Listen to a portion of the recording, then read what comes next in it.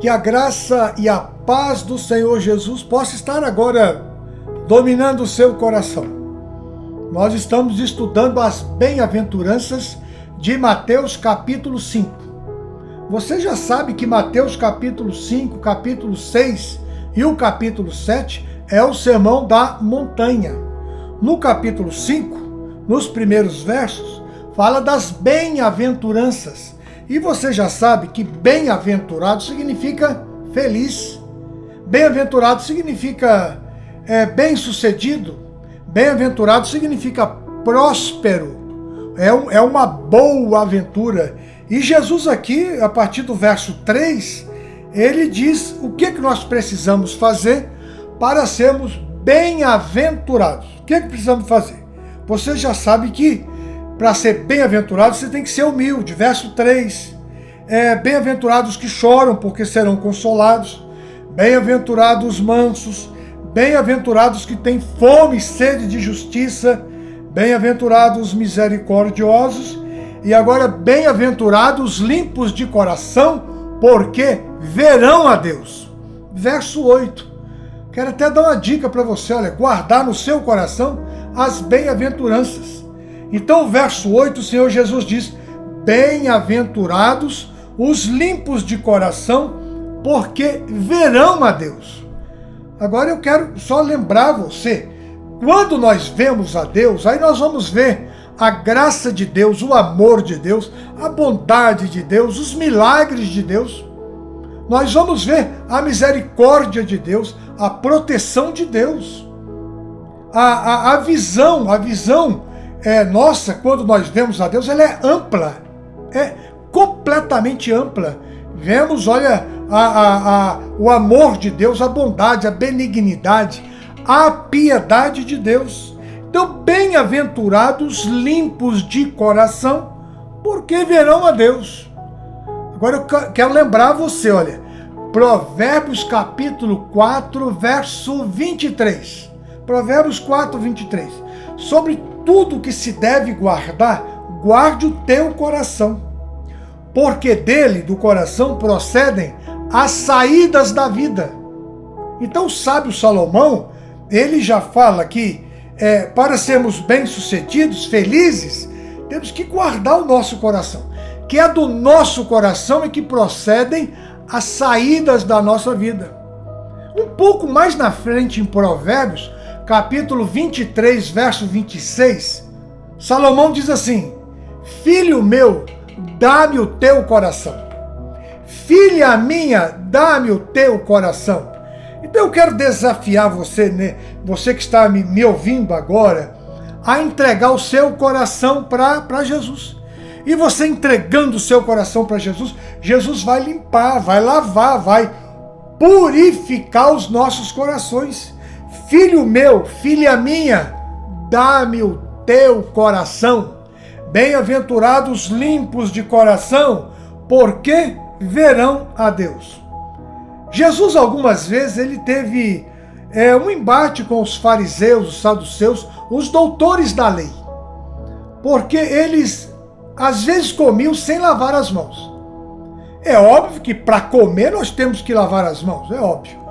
Mas o Senhor Jesus, ele foi censurado. Os seus discípulos foram censurados pelo fato de, uma vez, não lavar as mãos. Uma vez não, talvez, outras vezes também. E os escribas e fariseus censuraram. Os seus discípulos não estão cumprindo a lei. A lei diz que tem que lavar as mãos. Lavar as mãos. Abra sua Bíblia aí, ó, Mateus capítulo 15. Mateus capítulo 15, eu quero ler com você para não ficar só nas minhas palavras. E o Senhor Jesus, ele contrapôs ali aos fariseus, aos doutores da lei. E tinha até também neste tempo de Jesus que precisava lavar as mãos, porque demônios poderiam estar nas mãos. Olha que interessante. E quando a pessoa comia sem lavar as mãos, segundo a lei farisaica, eles poderiam ser contaminados com demônios. Olha que absurdo que é. Hoje nós precisamos lavar as mãos, que tem um demônio aí chamado coronavírus. Olha, tem que lavar as mãos, tem que lavar as mãos. Mas os fariseus, eles queriam julgar os discípulos, julgar a Jesus, condenar a Jesus. E Jesus aqui explica para os fariseus aqui o problema de lavar as mãos. Aqui no capítulo 15, no verso 9, Jesus diz assim: vocês ensinam doutrinas que são preceitos dos homens. E chamando a multidão a si, a partir do verso 11, Jesus explica o que contamina o homem. Preste atenção, olha, o que contamina o homem não é o que entra pela boca, mas é o que sai da boca, é o que contamina o homem. E perguntaram para Jesus, mas o que é que contamina o homem? Aí Jesus diz, olha, toda planta que o meu Pai Celestial não plantou será arrancada. E Pedro questionou a Jesus, perguntou, e Jesus explica no verso 17, vocês ainda não compreenderam que tudo que entra pela boca depois sai e é lançado fora? O que sai da boca é que contamina o coração do homem. Verso 18, porque do coração, olha aí, palavras do Senhor Jesus, porque do coração procedem os maus pensamentos, os adultérios, a prostituição, furtos, falsos testemunhos, blasfêmias. São estas coisas que contaminam o homem. São estas coisas que contaminam o homem. Agora Jesus, no Sermão da Montanha, ele diz, bem-aventurados os limpos de coração, porque verão a Deus. E eu quero te perguntar, como que está o seu coração? Será que tem alguma coisa contaminando o seu coração? Aqui no verso 13 de Mateus capítulo 15, o Senhor Jesus diz, toda planta que o meu Pai Celestial não plantou será arrancada. Será que tem alguma coisa que está no seu coração que precisa ser arrancada? Fale com Jesus agora. Diga para Jesus, Jesus, lava o meu coração, limpa o meu coração. Eu quero ser bem-aventurado. Eu quero ver a Deus. Agora é interessante também notarmos, eu quero chamar a sua atenção para esta verdade, João capítulo 1. João capítulo 1. Quando Jesus falou bem-aventurados, os limpos de coração, porque verão a Deus, é porque os fariseus, os saduceus, não estavam conseguindo ver Deus em Cristo. Olha que interessante. Os fariseus não estavam entendendo. Os saduceus também não estavam entendendo que Jesus reflete a perfeita imagem de Deus. Então, no capítulo 1 de João, no verso 1, está escrito, no princípio era o Verbo, e o Verbo estava com Deus, e o Verbo era Deus.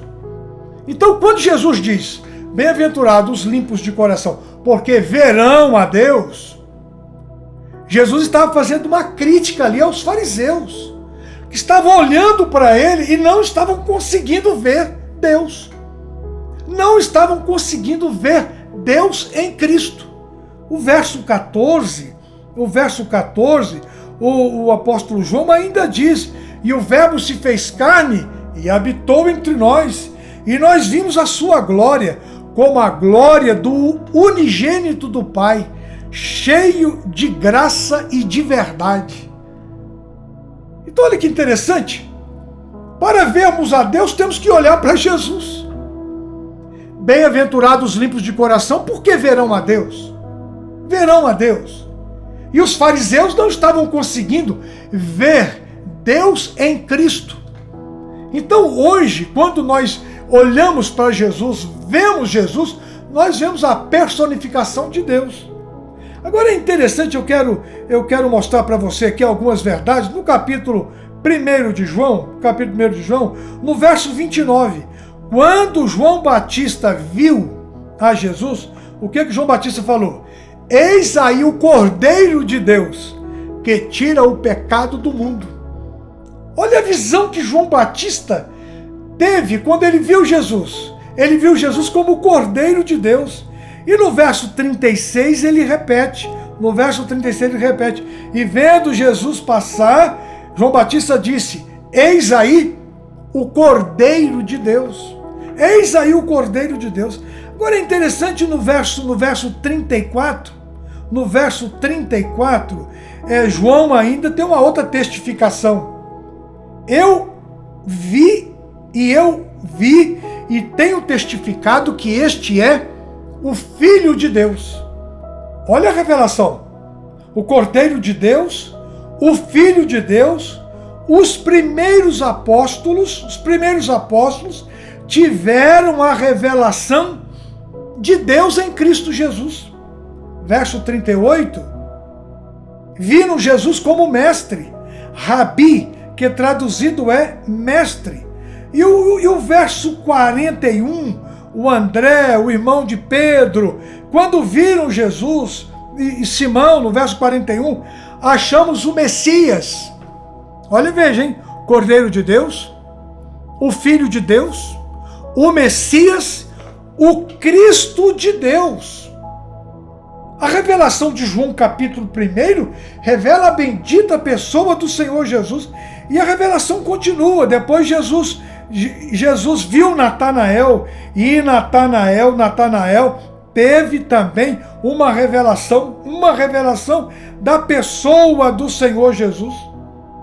Teve uma revelação da pessoa do Senhor Jesus. Os primeiros apóstolos tiveram a revelação perfeita do Senhor Jesus. Bem-aventurados limpos de coração, porque verão a Deus. Então olhe para Jesus. Através de Jesus você vai ver a graça de Deus, o amor de Deus, a bondade de Deus, a soberania de Deus, o agir de Deus, a bondade, a benignidade, a piedade de Deus. Olhe para Jesus.